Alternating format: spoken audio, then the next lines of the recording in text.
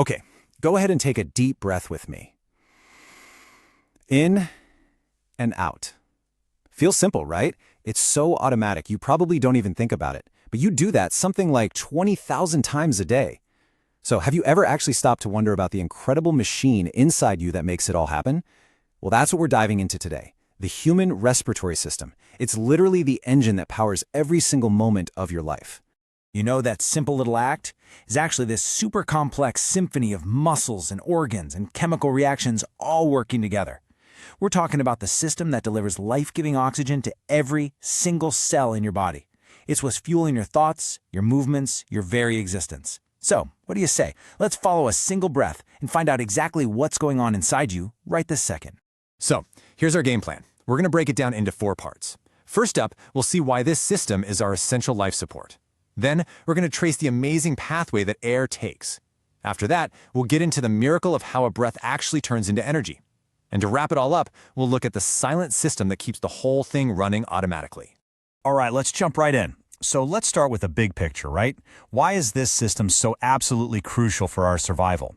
Well, as you're about to see, it's about way more than just breathing in and out. Okay, so at its very core, the respiratory system is all about exchange. Seriously, think of it like the body's ultimate logistics manager for 2 super important gases. Its main job, bring in the good stuff, oxygen, and get rid of the waste product, carbon dioxide. And I mean every single cell, from the ones in your brain to the tips of your toes, totally depends on this constant trade-off just to do its job. And here's the thing, its job is way more diverse than you might think. Just look at these functions. It's like a biological Swiss Army knife. I mean, yeah, it does the gas exchange, but it's also fundamental for creating the energy your body runs on. It even helps keep your blood's pH balanced so it doesn't get too acidic. Oh, and get this, it's the reason I can even talk to you right now. Pretty amazing, right? Okay, time for part 2. Now this is where it gets really cool. Let's imagine we could shrink ourselves down, like way down, and follow a single molecule of oxygen on its journey into your body. So where does it go first? So this whole pathway is basically split into 2 main sections. First, you've got the upper respiratory tract. Think of this as the reception and prep area. Your nose, your throat, this is where the air gets filtered and prepped for its big journey. Then you've got the lower respiratory tract.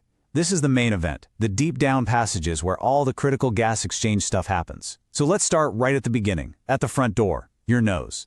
So, the whole trip kicks off in your nose. And let me tell you, your nose is way more than just an opening on your face. It's actually a super sophisticated air treatment plant. You got these tiny hairs and a layer of mucus, and they all work together to warm up the air, add some moisture, and, this is crucial, filter it. They're trapping dust, pollen, all those nasty germs before they can get any further inside. Okay, once the air is prepped, it moves into the pharynx, which you probably just call your throat. Now this spot is a major crossroads in your body. It's a shared hallway for both the air you breathe and the food you eat. And that means you need some really clever traffic control to make sure things go to the right place. We'll see how that works next. So, next stop is the larynx, also known as the voice box. This is where your vocal cords live. But it's also got this incredibly important safety feature, a little gatekeeper called the epiglottis. Think of it like a trap door. When you swallow, snap, it slams shut over your windpipe. This forces food to go down the right tube, towards your stomach, instead of into your lungs. It's such a simple little flap, but it's literally a lifesaver. From the larynx, air flows down into the main highway, the trachea, or your windpipe. Now this airway has to stay open no matter what, right? So to make sure it never collapses, it's reinforced with these C-shaped rings of cartilage.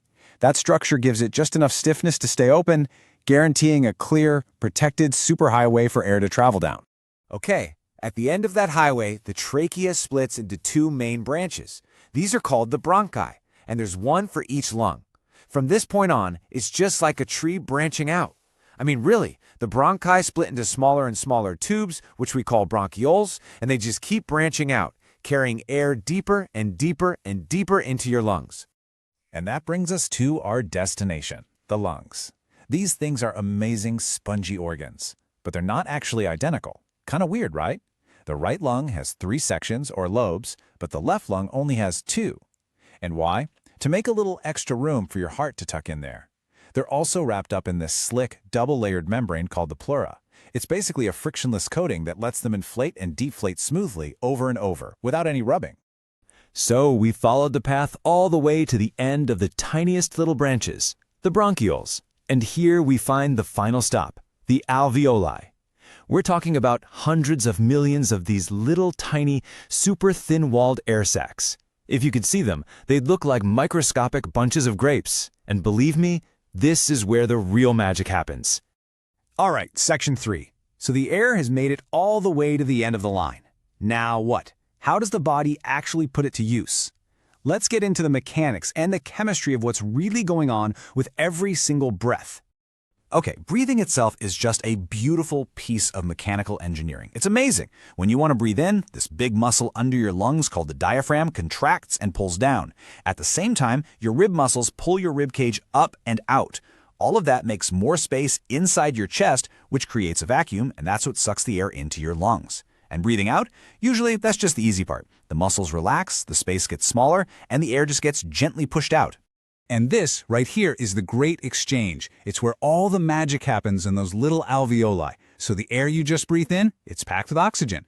The blood that's just shown up at your lungs, it's full of carbon dioxide waste. And since the walls between the air sacs and the blood vessels are paper thin, I mean unbelievably thin, the gases just naturally swap places. Oxygen jumps from the lungs into the blood, and at the exact same moment, carbon dioxide jumps from the blood into the lungs to be breathed out. It is a silent, elegant, and perfectly efficient trade.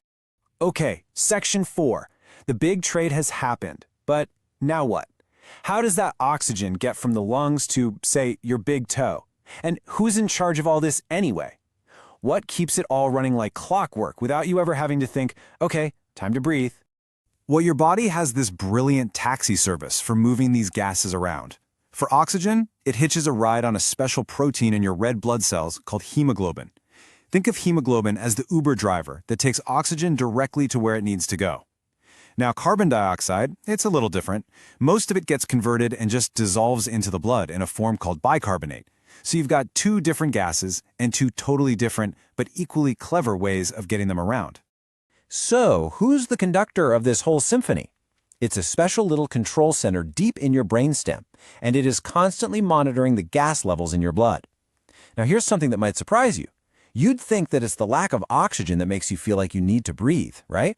But actually, it's the buildup of carbon dioxide. When those CO2 levels get a little too high, your brain just sends an automatic signal to your muscles that says, hey, time to breathe again. And really, that's what it all comes down to. From that first little filter in your nose, all the way down to that final incredible gas exchange deep inside your lungs, every single part of the system is working together for one reason: to perform the most essential job for our survival, fueling our cells with life and cleaning out the waste. You know, when you think about it, from the air getting cleaned in your nose to those millions of tiny air sacs doing their job, this entire system just works tirelessly, silently, from the very first breath we take to our very last. And knowing just how intricate and how unbelievably vital this whole pathway is, well, it leaves us with a really important question, doesn't it? What can we do to protect the very system that gives us life? Thanks for coming along on this incredible journey.